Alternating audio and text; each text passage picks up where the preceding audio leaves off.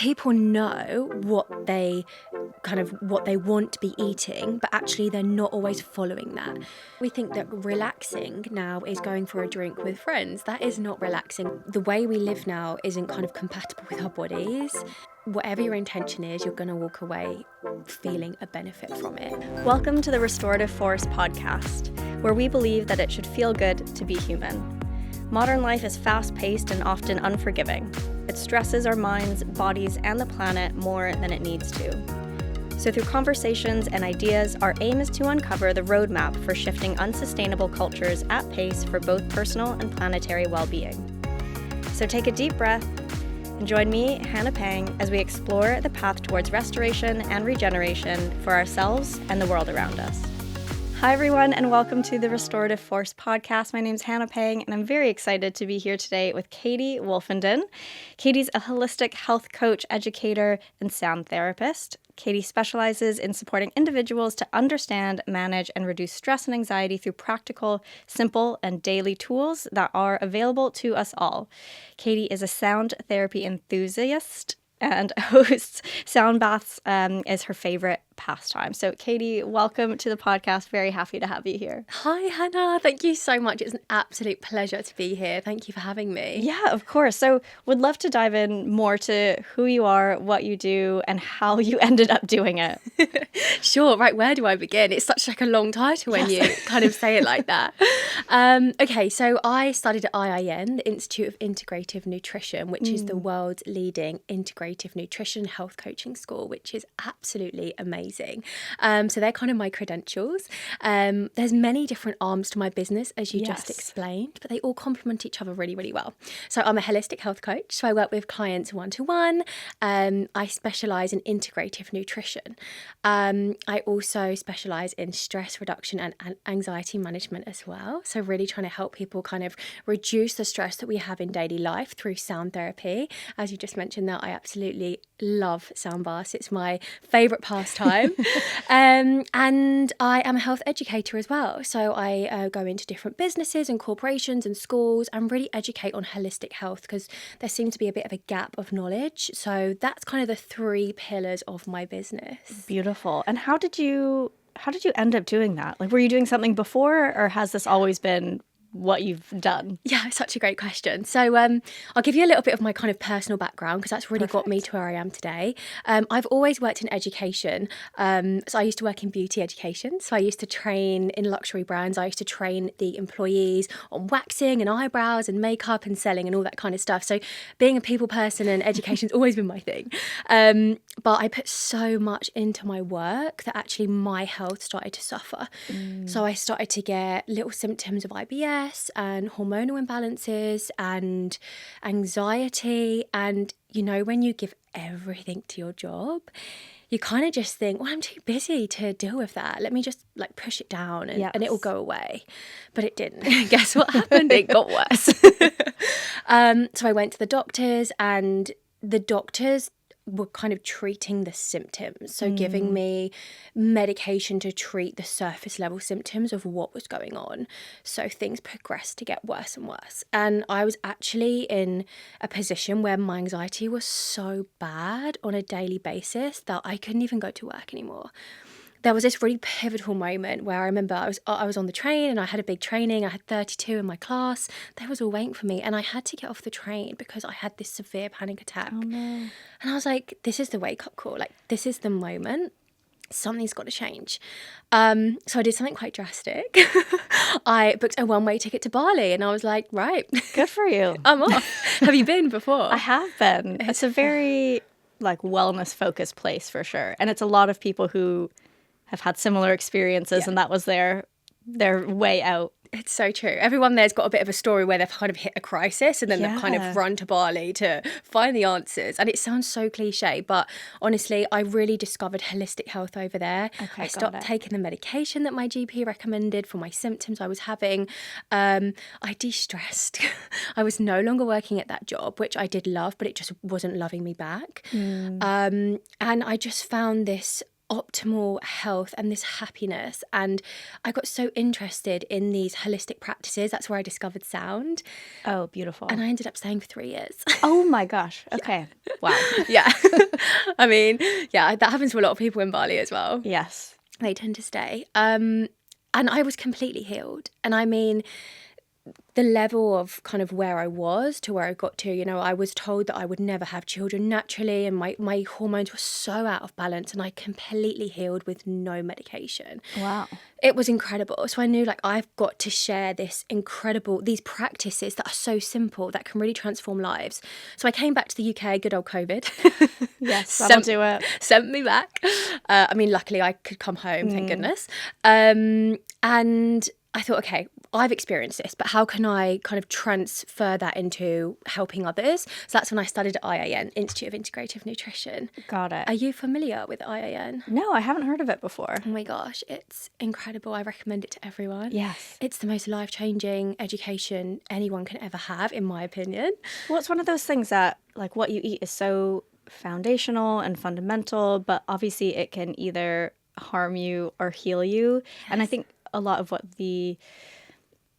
messaging that we get around food isn't always the most helpful, and it doesn't, like, educate us on what we should be eating, and especially, like, for us as individuals, it's not like one diet or way of eating fits all. So anyways, dive more into that. Like, what even is integrative nutrition? Is that how you say it? Yeah, integrative nutrition. Okay, there we go. So I'll kind of explain the differences between integrative and traditional nutrition. Perfect. So traditional nutrition, just as you mentioned there, doesn't really give you that individualized approach. It tends to be blanket advice. It tends to be calories focused and macros and micros and carbs, protein and fats, generally speaking. Obviously, some nutritionists will work slightly differently. Whereas integrative nutrition combines the principles of traditional nutrition with functional nutrition. Okay. So functional nutrition is all about optimal health to make you feel your very, very best. So these two combine together, and integrative nutrition looks to kind of dig deeper into the bigger picture. So let's say, for an example, you went to a traditional nutritionist. They may ask you your food diary, how much you exercise, and your goals. Whereas if you came to me as an integrative nutritionist, well, not nutritionist, but integrative nutrition expert, I would dig way, way deeper. My health history is wild. Some people are like, whoa, like, this is deep. And it's really deep, because often the foods that we eat and why we're eating them are nothing to do with the food on our plate. Say more. I think it would be about right to say that, I don't know, let's say 90% of people, especially here in the UK, would know which foods are more nutritionally valuable to them and which aren't. Okay? Oh, just like intuitively? Kind of through, like, how we're brought up and what we know. So, for example, Okay, I think most people know that ultra-processed foods probably aren't the best foods. Yes. Sweets, sugar, cakes, pizza, burgers, all that kind of stuff. We all know, really, that isn't the most nutritional best option for us, right? But that knowledge does not make change. I see what you mean. Got it. And this is where people know what they want to be eating, but actually they're not always following that. Yes. And there's a root cause I as to understand this very well. Most people do. And this is why, going on a diet as such doesn't work for people, or it works for a short period of time. But actually, there's a root issue as to why you're eating the way you're eating. That could be, I mean, it really varies based on person, but it could be the way you're brought up, so your education. It could be what's available to you based on your environment, but actually it could be completely unrelated to food. It could be something that happened to you 20 years ago and you're just not making the links together. Oh, wow. It's really powerful. Fascinating. I see what you mean now of you have to go really deep into people's history and, like, unrelated to food specifically as well to kind of put those puzzle pieces together. Yeah. So can you give any other examples of, like, what are the other types of questions you ask or information that might inform, like, how someone is currently eating and how it might be affecting them in a negative way? Absolutely. So as well as looking at your physical health, we'll look at your mental health, your spiritual and your emotional health. A lot of people tend to eat certain foods or not eat certain foods. There's like two ends of the spectrum when they're feeling a certain way. great example of that, and I really like this analogy, is if somebody's feeling, let's say, for example, loneliness, they may not label that as loneliness, but maybe they've had a breakup and a few months down the line, they think they're feeling fine.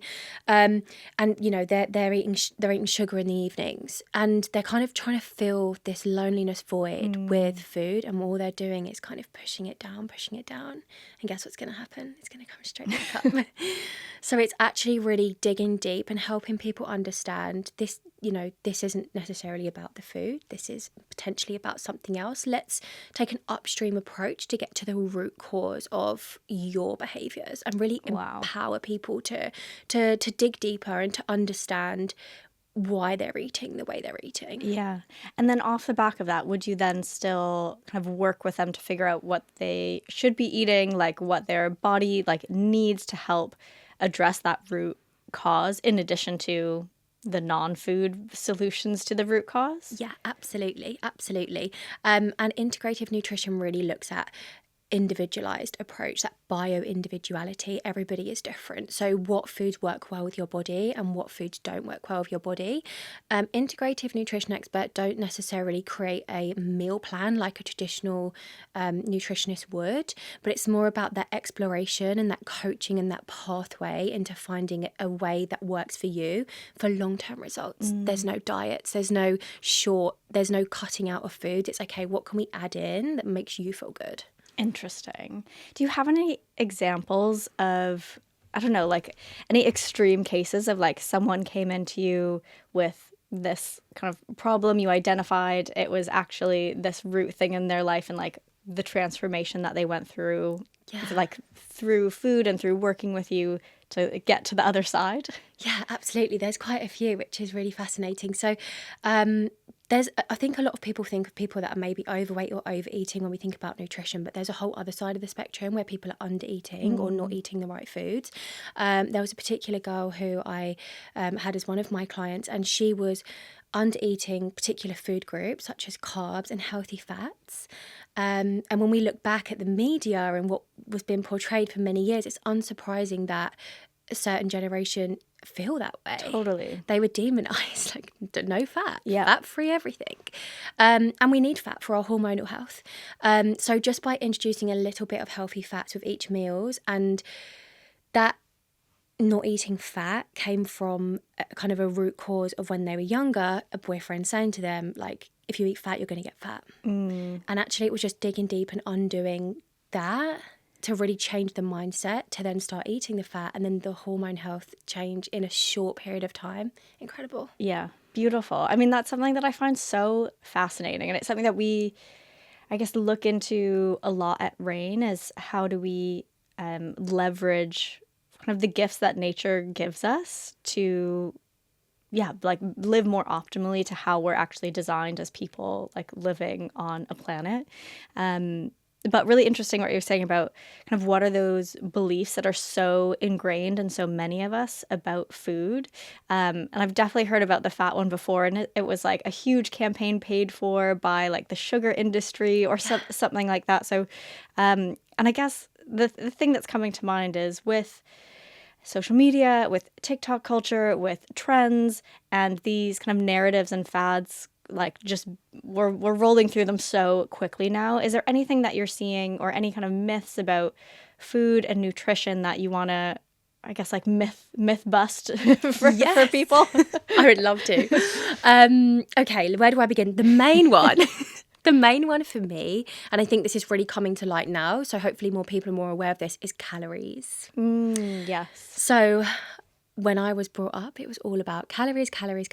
And there was this real belief, and it was drilled into us, that if you eat less calories, you will lose weight. That is simply not true, okay? That has been proven not to be true. I'll give you an example of that.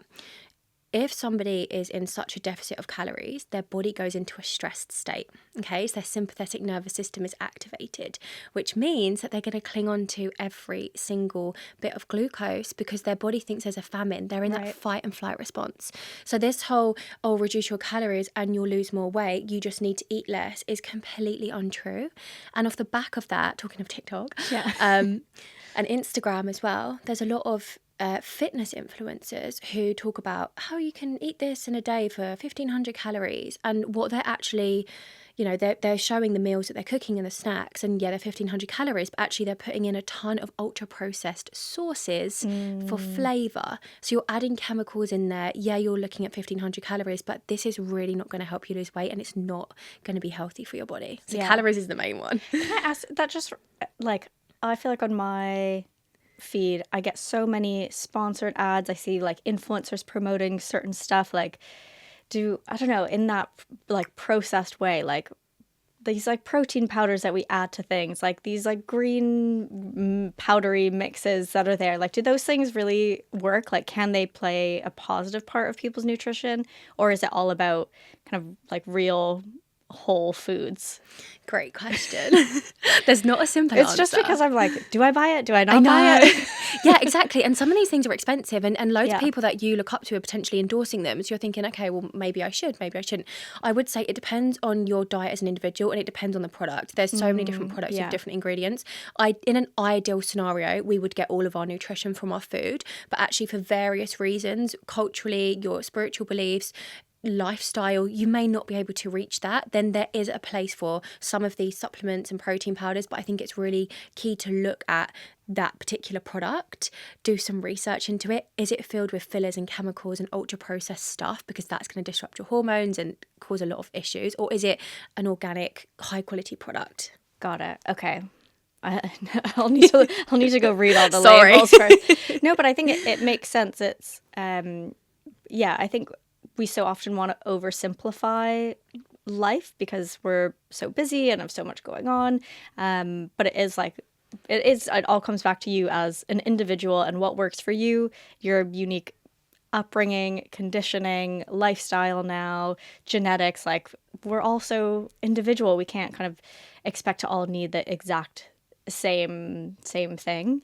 And yeah, going back to something else that you said, I feel like our nervous systems are something that I end up talking about with everyone who's come on the podcast so far.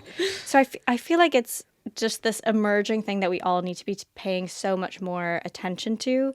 And it really feels like so many different elements and aspects of modern living and how we live our lives today is in like antithesis to how our nervous systems are actually designed. And even kind of, we were chatting on kind of coming into the studio today, it was like super loud and really crazy and busy, and how I guess like dysregulating that can be to the nervous system.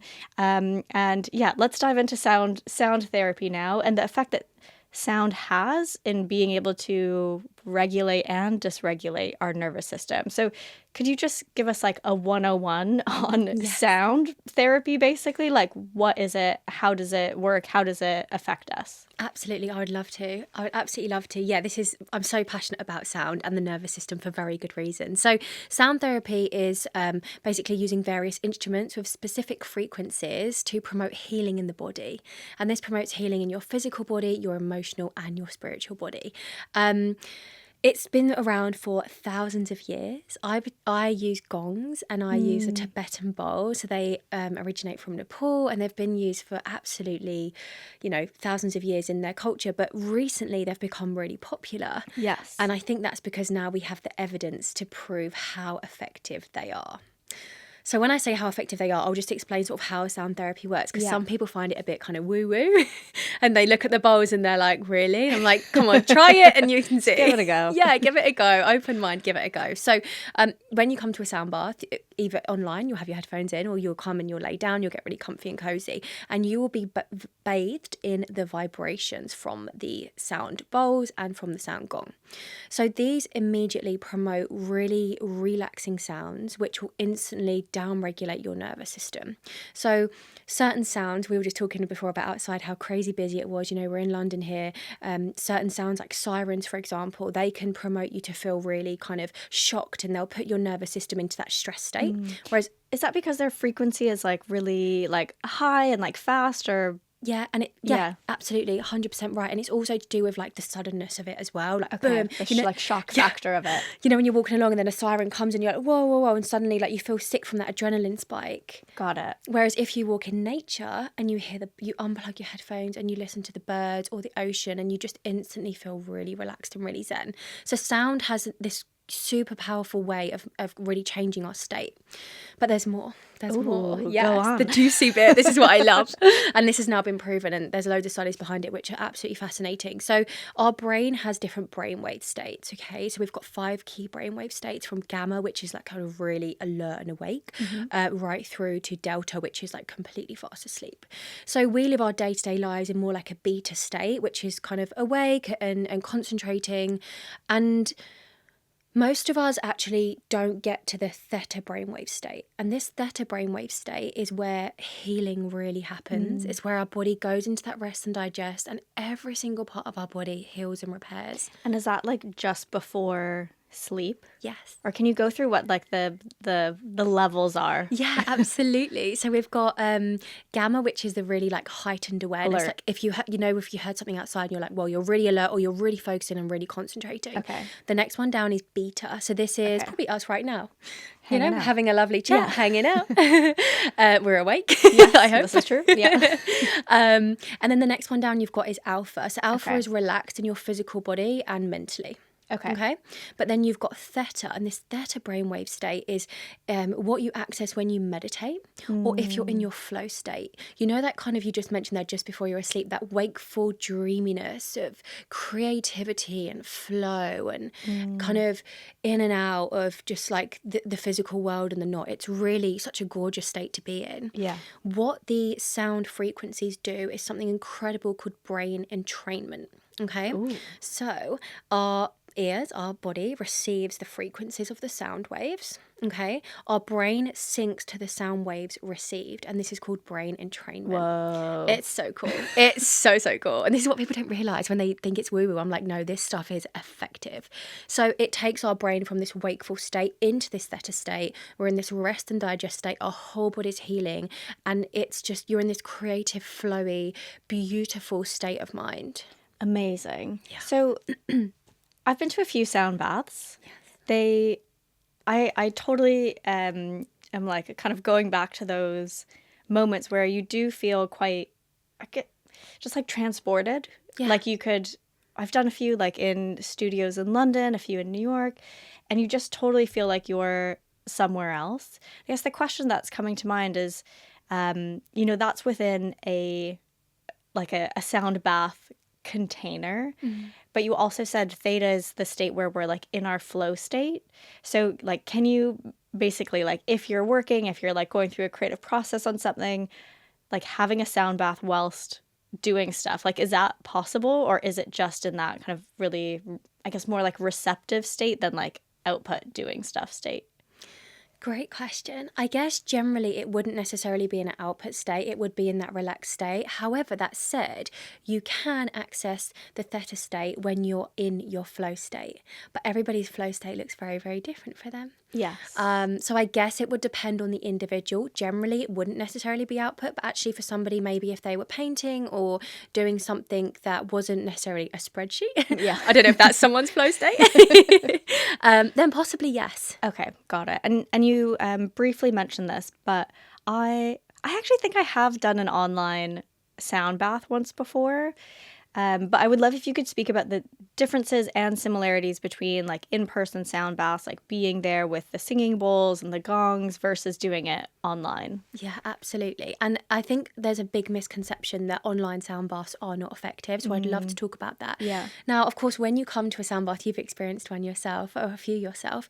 You come into the room. I like to burn some sage, and my incense is going. And you either come by yourself or you may come with somebody else. But you also meet people when you're there who are all there to kind of heal and go through the same experience.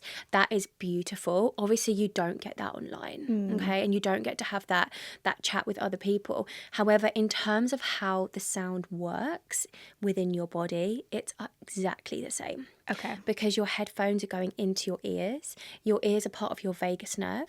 Your vagus nerve is connected to every single organ in your body. So this theta brainwave state can still happen. You can still receive these vibrations just as powerfully. Got it. And does it matter what kind of headphones you use? No, so we've tried this out actually. So I'm actually launching an app next year. Oh, exciting. Yes, I'm so excited. It's going to be a sound and meditation app. Amazing. Which is just fab. And the idea is that it's bite-sized so it can slot into your everyday life.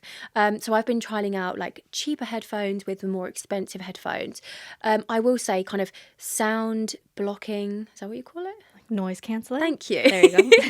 Noise cancelling headphones obviously are a bit better if you've got other stuff going on around you. Got it. But if you've not got like a screaming baby next to you and so on, like pretty much any headphones It'll are good. still help and be supportive. Exactly. Fair enough. And like, why do people come to sound baths? Like, have you seen kind of commonalities or like patterns of the people who show up and do sessions with you of like why they need it? Yeah, I love that question. Absolutely. And I have some people, I do a weekly sound bath in my local area. I love it, being part of the community. And I have regulars that come every single week. And the amazing part is that everyone has a different intention for coming. Okay. Let me give you an example. Some people come literally to get away from the kids and the husband. And Fair. they're like, I just need time away from my phone, away from the kids and whatever. And they just want to chill out. My mum comes to sleep. I'm like, okay, cool. Whereas other people come to heal really deeply from trauma, from loss. Somebody I have comes to heal from multi-generational trauma. The spectrum is so varied. And it's because sound can benefit you in so many ways that whatever your intention is, you're going to walk away feeling a benefit from it. Okay, got it. And speaking of the benefits, like what if like people who attend sound baths or have gotten sound bath, like what are some of the benefits that they can, I guess, expect afterwards? Yeah, absolutely. So it benefits you on every single level of your health. It's really multidimensional, but let's start with your physical health. So when your body is in this rest and digest state, your parasympathetic nervous system is activated. Your whole body turns on this healing mode. So this helps to reduce inflammation at a cellular level. Oh, nice. And I think most of us know now that, or believe anyway, that inflammation is the root cause of most or all disease. It causes... Yes. Right, we had someone on yesterday who was saying, it's around 90% of diseases can be traced back to inflammation. It's crazy. And the evidence now is really supporting that. So reducing inflammation on a cellular level throughout your whole entire body is really, really beneficial. I mentioned before about that vagus nerve connecting to every organ. Yeah. It can reduce blood pressure. So people that have high blood pressure that want to come. I have a lady that suffers with really bad knee pain. She had a knee operation about 5 years ago. And she said since she's been having she comes every week. Since she's been having the sound baths, her knee pain is so much less. Whoa. Yeah, fascinating. Really fascinating. It's really cool. So you've got all of these physical reasons why you may come, but then you've also got this kind of emotional and this spiritual side to it. Often people, I don't know if you've had this yourself, cry during a sound bath. Yeah. Yeah. Because it can be a huge release if, like, I don't know, we go throughout our days just like holding so much tension and we're like, there's so much, I guess, just like friction in our bodies and, we're operating and living in a way that isn't in alignment with how our bodies are designed. So our nervous system is like constantly activated. And as soon as you're in a space where you can release it, the floodgates can open. Yeah, exactly. And it's a really normal experience. Sometimes people message me or speak to me afterwards, after the sound bath, and they say, is that normal? I say, absolutely, completely normal. A lot of people do cry, and it's because often, as you said there, our nervous systems are holding on to so much, but also we hold on to emotional trauma at a physical level in our body. Yes. And I think sometimes people don't realise that. And sometimes you're holding on to stuff that you don't even know you're holding on to. So to actually be in this safe space where you can release those emotions. And sometimes people know why they're crying and other times they don't, but there's a bit more to kind of how that works. So our brain processes sound in the same part as emotion and memories. Interesting. Yes. Okay, Yeah. It's all coming together. It is wild that something, I mean, it sounds so simple yet so effective. Yeah. Like, why aren't we doing this more? I mean, I will say it feels like sound baths have become so much more popular over the last few years.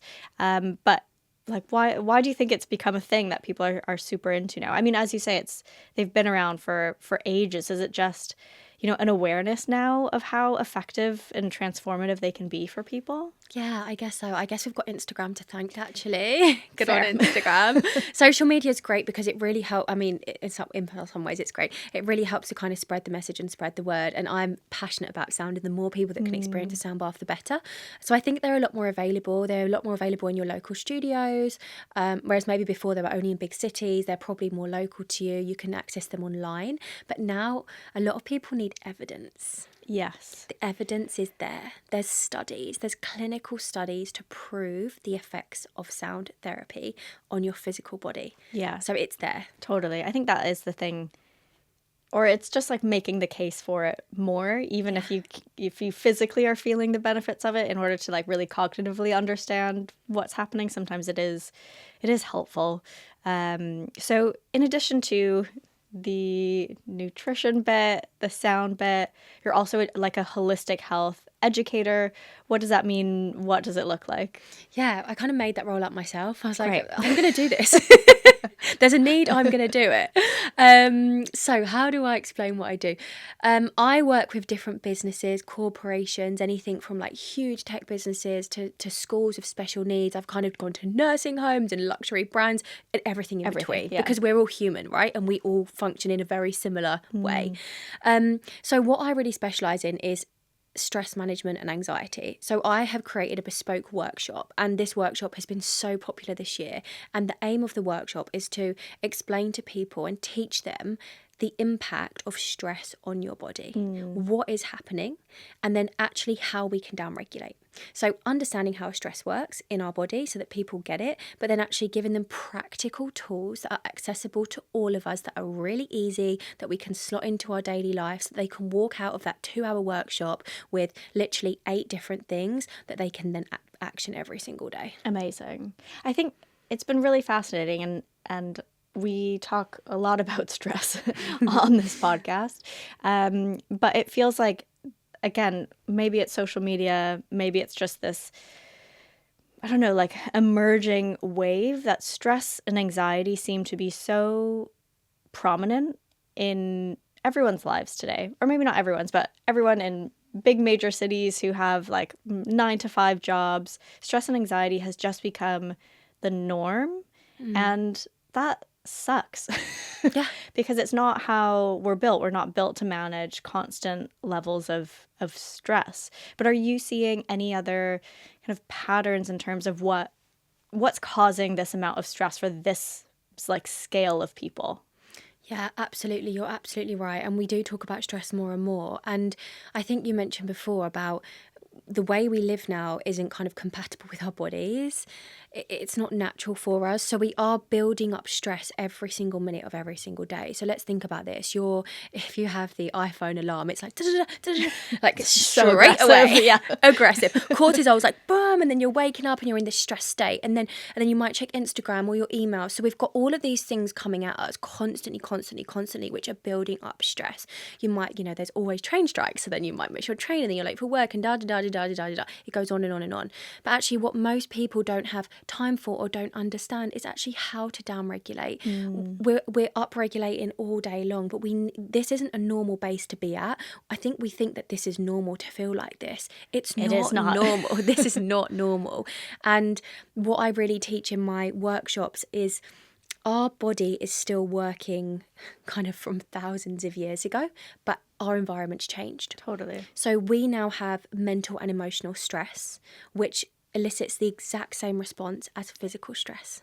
And that is where we're having this dysregulation. Got it. Why did we build? Okay, big question. I'm ready. It's just like, why did we do this? Like, why has the world become, or why did we build it in this way that is so unaligned with how we're designed? And I guess kind of in some of those like tips and tools that you give, do you talk about not only I guess kind of quick fixes to when you're have those elevated stress states, like how do you down regulate, But then also I'm just thinking like, how do we also address the root problem of like what's causing stress in the first place? Yeah, great question. And you know what, just on that, Yeah. I find the biohacking industry so fascinating because most of what is being sold or told to us is basically how we lived like thousands of years ago. Grounding, sun, light, cold, hot therapy, like this is all stuff that we used to do. So it fascinates me so much. It's just that we're so unaligned with that in our modern lives.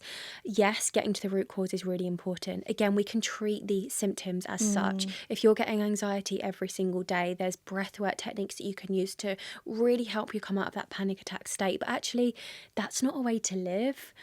Again, it's looking at that integration, looking at everything in your life to really find that root cause. Journaling is a great thing for that. Spending time alone. A lot of us just we don't just be anymore.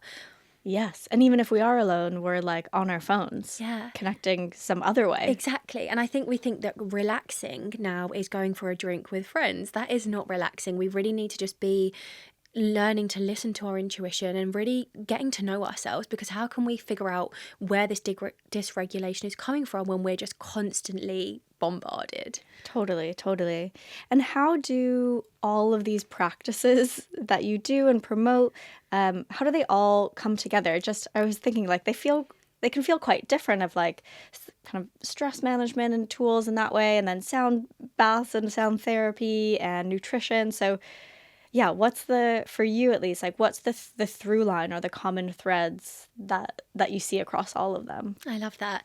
So I really believe that health is we are so linked. Mental health and physical health are not separate. We are all one. So what we're feeding our body affects our brain. You've got the gut-brain axis as a pure example and vice versa. So it may seem a bit kind of, you've got this here and this there, but actually it's looking at nourishing your whole body, nourishing your physical body, but also your mental and your emotional. And what I really specialize in is these small daily tools that are not expensive. You know, they're free most of the time and they're accessible to all of us. So it's just building in these 5-minute practices here and there, whether it's nutrition, whether it's sound baths, whether it's journaling, just to really build a life that you feel healthy and you feel happy in. Yeah. And I guess kind of turning it back to you, like what are your like daily wellness practices to keep you kind of not going down that route that you went down before of being like way overly stressed and having lots of anxiety, like with everything that you have going on? Like, yeah, how do you like bring it to life for yourself? That's such a great question. So I practice what I preach, which is why it makes my education so easy for me, because I eat, live and breathe what I talk about. So morning routine for me is essential. Yes. I Oh my lived gosh. for a Tell morning us about your routine. morning routine. I love hearing people's morning routines. So first of all, wake up and then I meditate straight away. Okay. I'm actually doing learning and meditation practice at the moment. I'm on the Deepak Chopra course. So, oh, cool. How is it? It's absolutely incredible. I've heard of it, but I haven't done it myself. It's incredible. Yeah, I started about a month ago and it's mainly about primordial sound meditation, which is mantra based.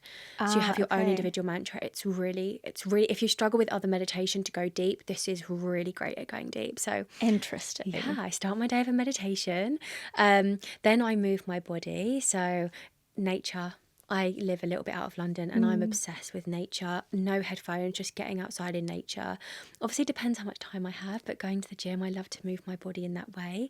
Journaling every single day has changed my life. What do you journal about? Because I feel like some people, they like the kind of stream of consciousness approach. Some people have like specific prompts. Some people do like gratitude journal. Do you have a method? Do you know what? It's very intuitive led. It depends how I'm feeling on the day.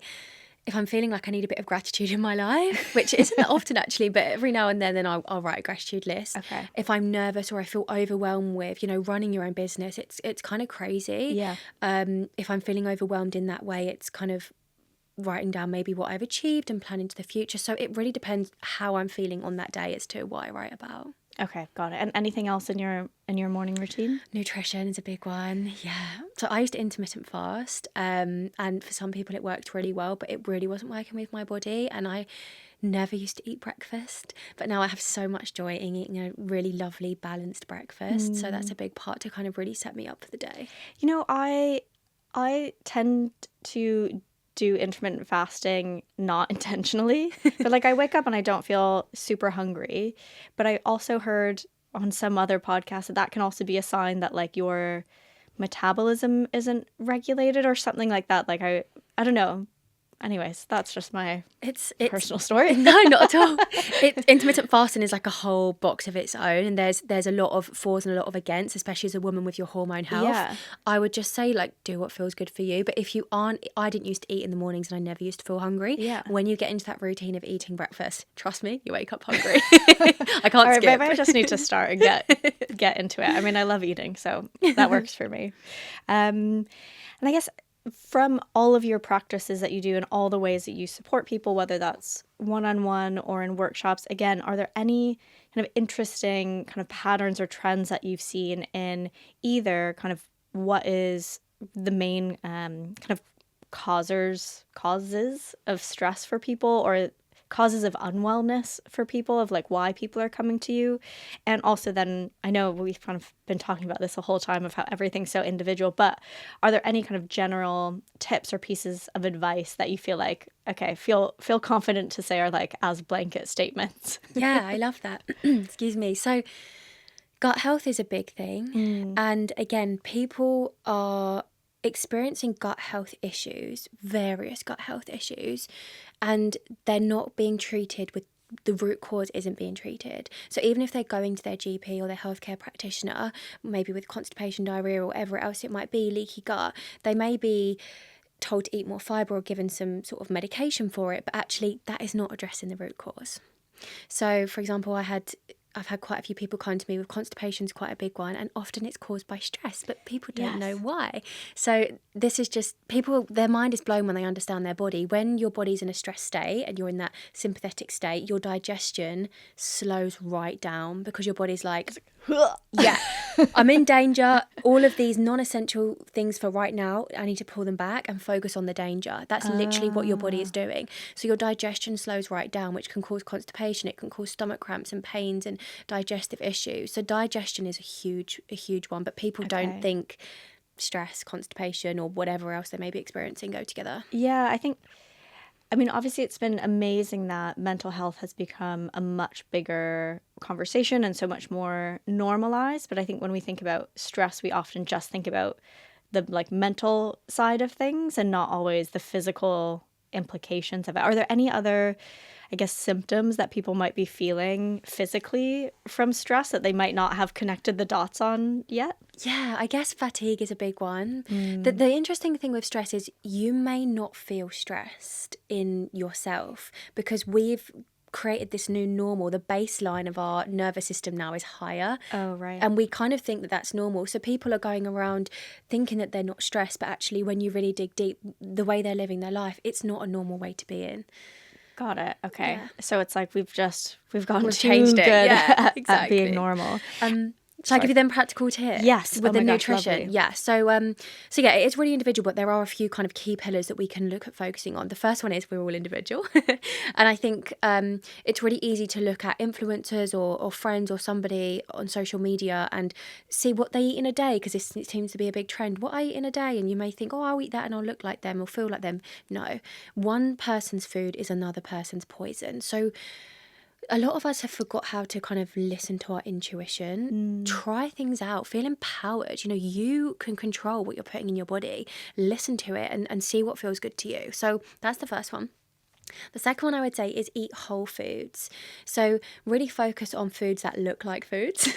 So when you go into the supermarket, that first section that you're going to see, fresh whole foods, fill your plate with whole foods, and naturally that's going to crowd out the ultra processed and the other types of food that maybe aren't as nutritional value for you. Look for colours. So when you're looking at your plate, you want to be eating the rainbow. Right. So if you kind of look at your plate and it's a beige buffet, which can happen sometimes, look at incorporating some colour into that. Colour in whole food shows polyphenols and antioxidants.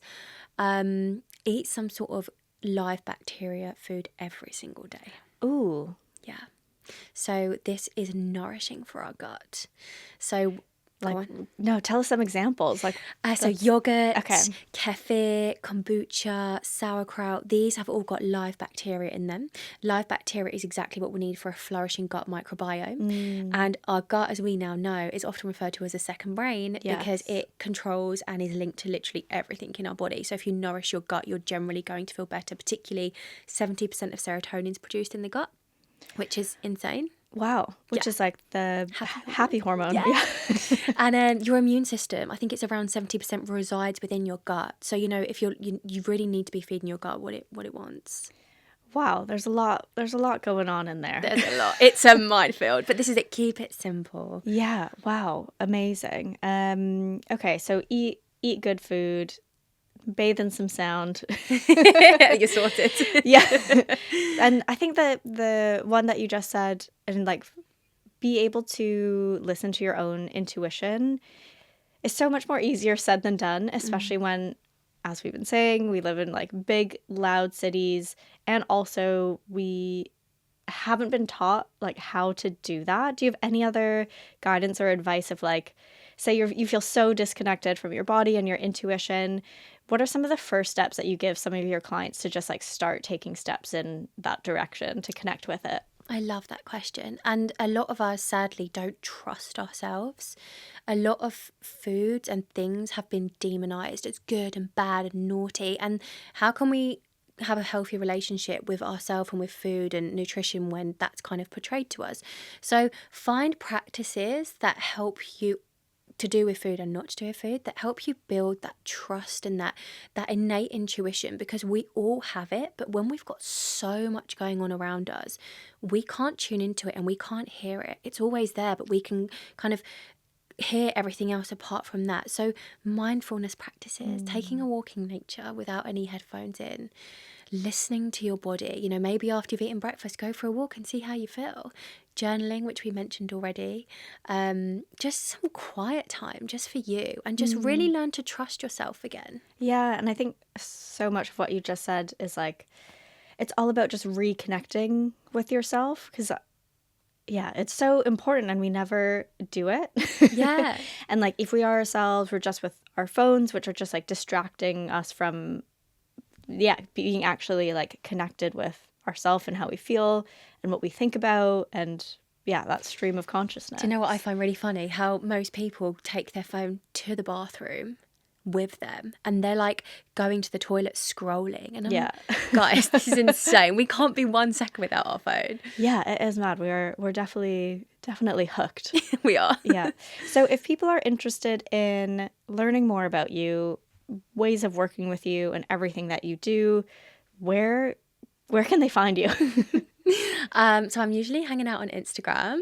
That's a great spot. So my handle is @_KatieWolf, and also my website as well, katiewolf.co.uk. You can find me on LinkedIn if you want to sort of explore more about the corporate workshop side of things, and then next year, hopefully, on my app. Yes. Oh my gosh. Do you have a name yet for the app?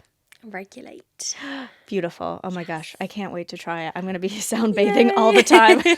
I love it. Any other thoughts, feelings, guidance, advice, words of wisdom you would like to share? Oh, yes, I would. I would just say that you are the creator of your life. So whatever you're experiencing right now, whether you're experiencing kind of some negativity, or you're struggling with your relationship with food or with yourself, or whatever's going on in your life, just know that you have the power to change it. And it's not as hard as you think. Trust yourself and build on these small daily habits. These things that may seem so small, built up over time, are so powerful. And wellness can feel like a space where you need a lot of money and you need this and that. Trust me, you really, really don't. Yeah, that's beautiful. Yeah, super interesting. Thank you so much for joining me, Katie. It was really fascinating to hear about everything that you're up to. Love that bit about sound baths and the vibrational and the frequency and how it's changing our actual brain states. That's so fascinating. So I can't wait to do more. And thanks for joining me. Thank you so much for having me. It's been a pleasure. Thank you, Hannah. Thanks. Thanks for listening to the Restorative Force podcast. Make sure to subscribe wherever you get your podcasts so you never miss an episode. And if you enjoyed this episode, please leave us a rating and review and share it with a friend. You can follow us at Rain Wellbeing on Instagram and at TikTok. Thanks so much and see you next time.